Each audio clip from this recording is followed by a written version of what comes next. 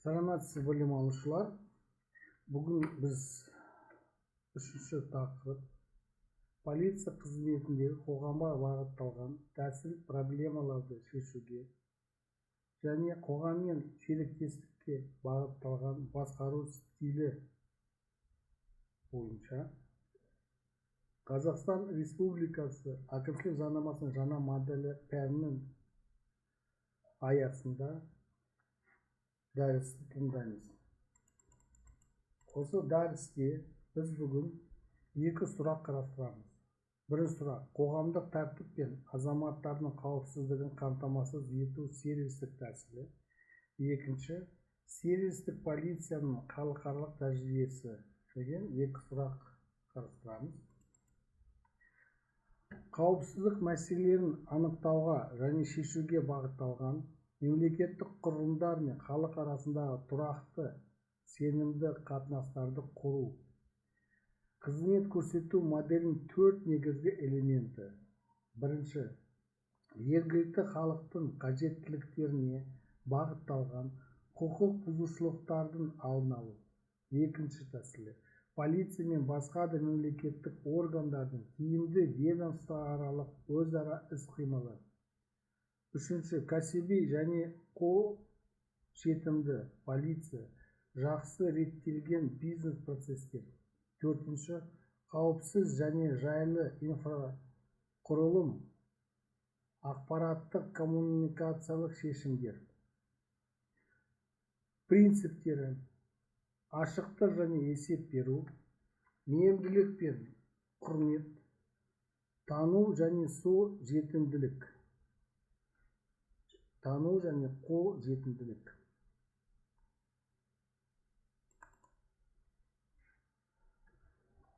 Қолданыстағы алдын алу жүйесі.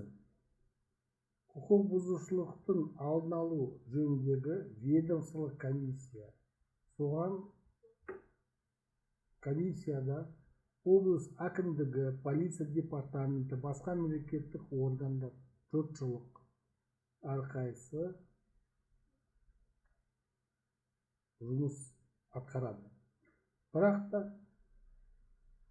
шешімдер әр ұйымда өз құзырет шеңберінде жеке қабылданады.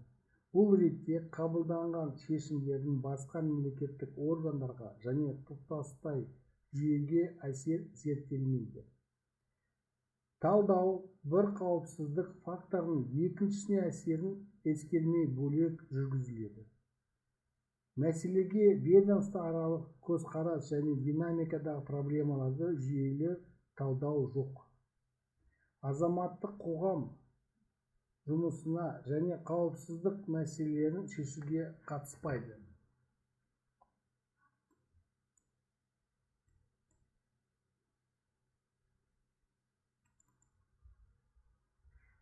Полиция моделінің айырмашылықтары. Қолданыстағы модель. Сфера бойынша полицияның құзыретіне жатқызылған қауіпсіздік мәселелері барлық проблемалардың төрттен біріне аспайды.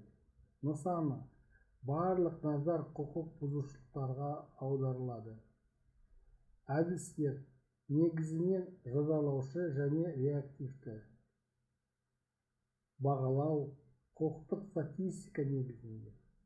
Ал сервистік модельге көшсек, сфера бойынша барлық қауіпсіздік мәселелері және оларды шешуге барлық мемлекеттік органдар мен қоғамның қатысуы.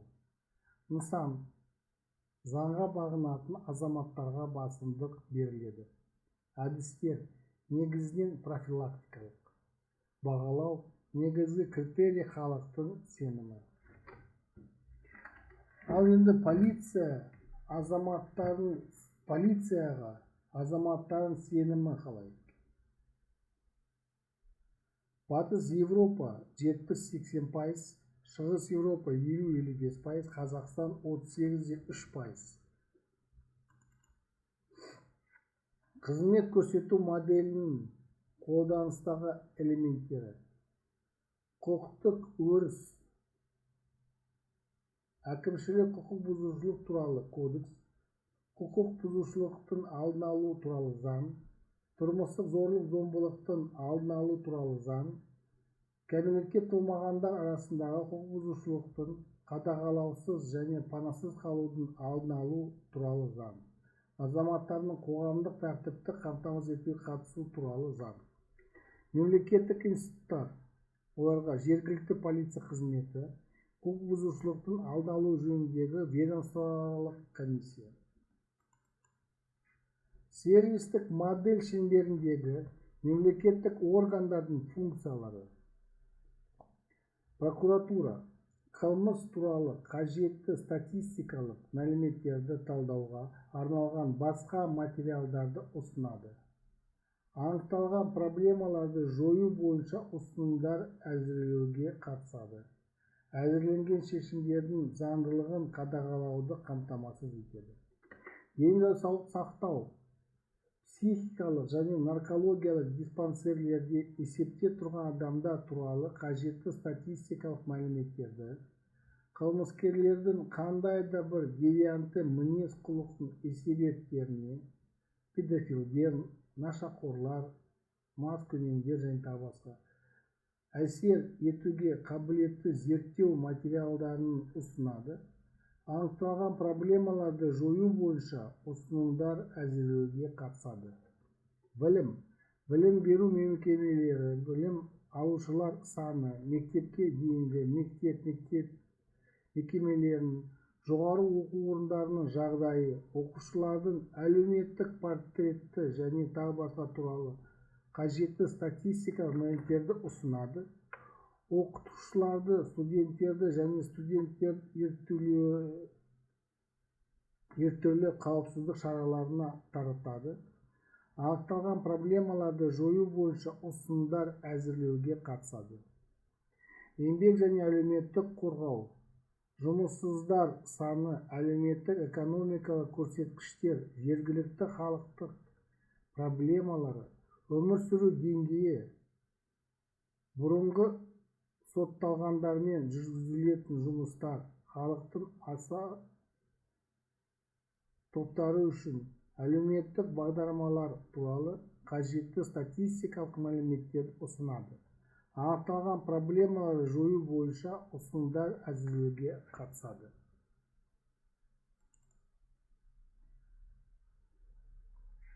Сервистік полиция халықаралық тәжірибесіне келсек, Канадалық корольдік полиция мысал ретінде қарастырсақ.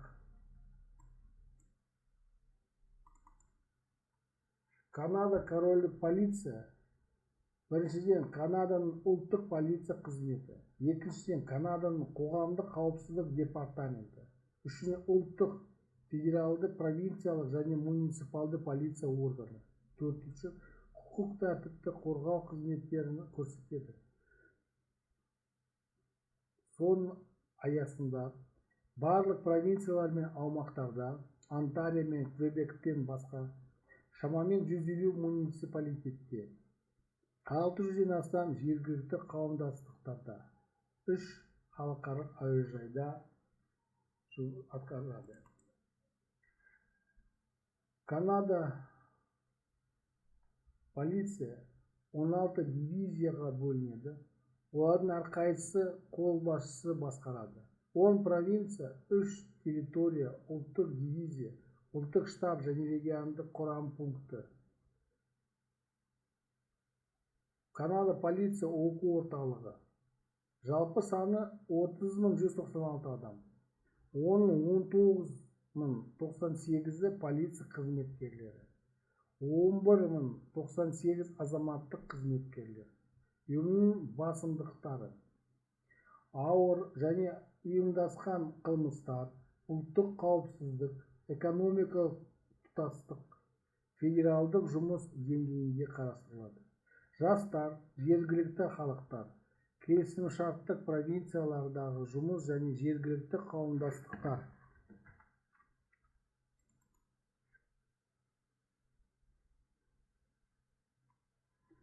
Канада полиция туралы заңда 18 бабында комиссардың бұйрықтарына сәйкес тәртіпті сақтаушылар болып табылатын қызметкерлердің борышы полиция қызметкерлеріне қоғамдық тәртіпті сақтауға Канада заңдары мен оларды жұмыс істей алатын кез келген провинцияның қолданыстағы заңдарын бұзушылықтардың алдын алуға, сондай-ақ заңды түрде қамауға алынуы мүмкін қылмыскерлерді, құқық бұзушылықтарды және басқаларды ұстауға қатысты жүктелген барлық міндеттерді орындау.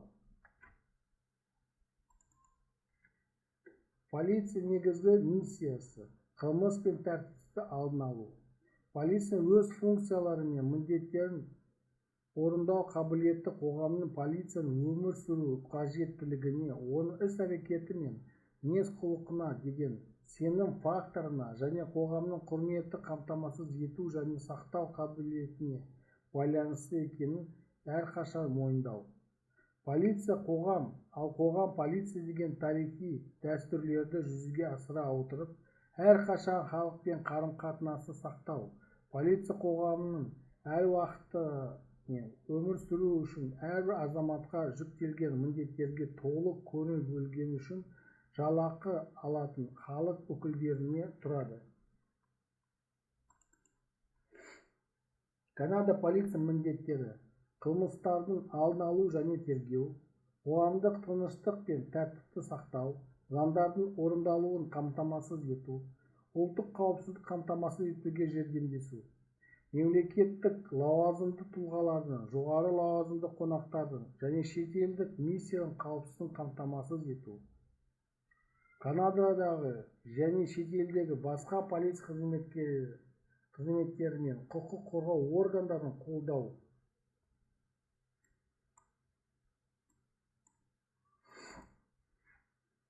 Сервистік модель. 1989 жылы Канада полиция клиенттерге бағытталған қызмет көрсету моделінің міндеттемесін растау үшін қызмет көрсету моделін қабылдады. Сервистік модель бұл Канада полиция мен қауымдастықтар арасындағы құқықтық тәртіпті қорғау бойынша қызметтер көрсетудегі әріптестік. Бұл тәсіл полицияның жеке субъект емес, қоғамның ажырамас бөлігі екенін және полицияның негізгі міндеті проблема шешу екенін мойындайды. Канада полиция проблемаларды анықтау, басымдық беру және шешу үшін қауымдармен озық жұмыс істейді. Сервистік модель принциптері: алдын алу полиция жұмысындағы басты міндеті. Шешімдер дәлелдерге негізделген.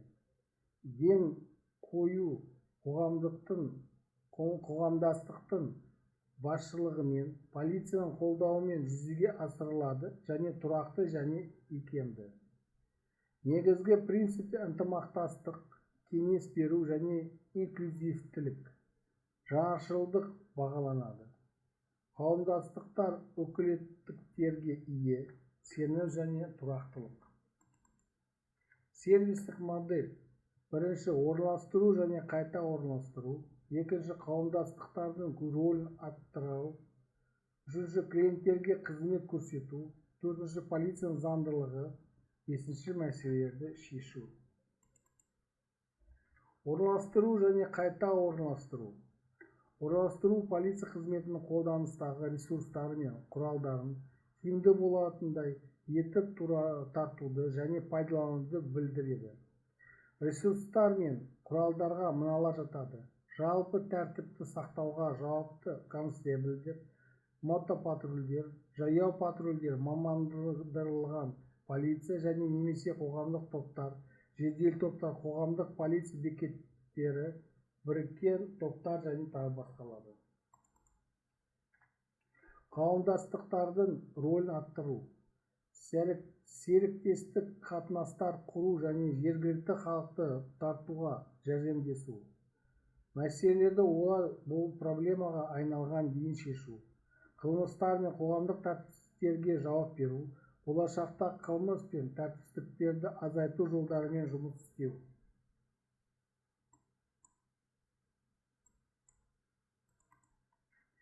Клиенттерге қызмет көрсету. Сапалы және жоғары бағаланған қызметке назар аударыңыз. Қоғамның қажеттіліктеріне сезімтал болу және оларды түсіну. қауымдастық мүшелерінен не қалайтынын сұрау және демографияны білу. 4. Инклюзивтілік, ынтымақтастық және кеңес беру принциптерін ұстану. 4. Полицияның заңдылығын, халықтың полицияға деген сенімін қалыптастыру, қоғамдық өзгеріп, алуан түрлі болатынын мойындау, ерекше мүдделері бар топтарды, мәдениетті, ұлттық және тағы басқа ескеріңіз. Мәселелерді шешу. Тек оқиғаларға жауап берудің орнын мәселелерді шешіңіз. Симптомдарға емес, себептерге назар аударыңыз. Проблемаларды шешу, қылмыстарды анықтау және ұстау тәсілі. Мәселелер бір-бірімен байланысты және үнемі бағалануы керек. Әрбір мәселе бірегей жауапты қажет етеді. Заңдардың орындалуын қамтамасыз ету бір ғана жауап. Мәселені анықтау, негізгі фактор, мәселені тұжырымдау. Халықтық тарту, ақпараттандыру, кеңес беру, қатысу, ынтымақтастық, өкілеттік беру.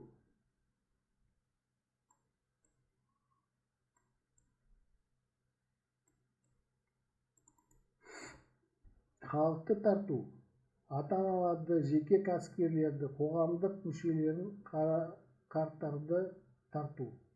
Қауымдастықтарды жұмылдыру, қылмыстың алдын алу стратегиялары мен құралдар бойынша халықпен тікелей жұмыс істейтін қызметкерлерді оқыту. Қаржыландыру көздерін анықтау. Қылмыстың алдын алу мәселелері бойынша оқытуды қолдау көрсету. Халықты тарту. Қылмыстың алдын алу бойынша ғылыми негізделген бастамаларды табыңыз. Құқықтық тәртіпті бейтарап қорғауды насихаттау және жүзеге асыру. Құқықтық тәртіпті бейтарап қорғау.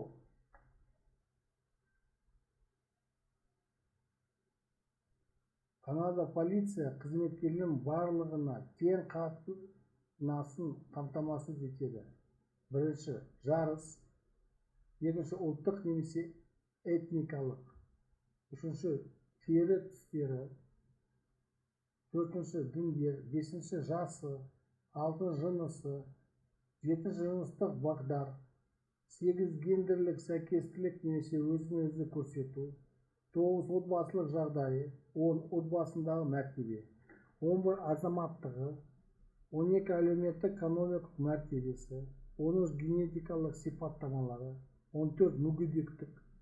15. Соттылықты кешіру немесе тоқтата тұру туралы шешім шығарылған қылмыс үшін сотталғандар. Табысқа жету үшін қызмет көрсету моделінің принциптері ұйымдық мәдениетке енгізілуі керек. Қызмет көрсету моделінің философиясын қолдау үшін Канада полиция 3 құрылымды өзгертті. 1. Қызметкерлерді жолдау. 2. Дайындық мектебі. 3. Жоғарылату процесі. Модель қызмет көрсету деңгейінде енгізілуі керек.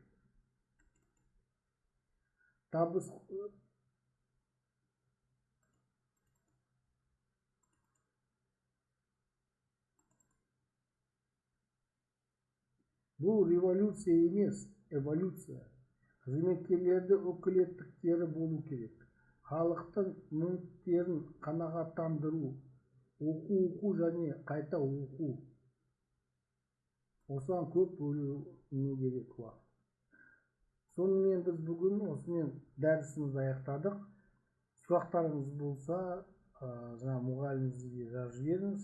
Біз соларды келесі сабақта қарауға тырысамыз. Тыңдағандарыңызға рахмет. Сау болыңыз.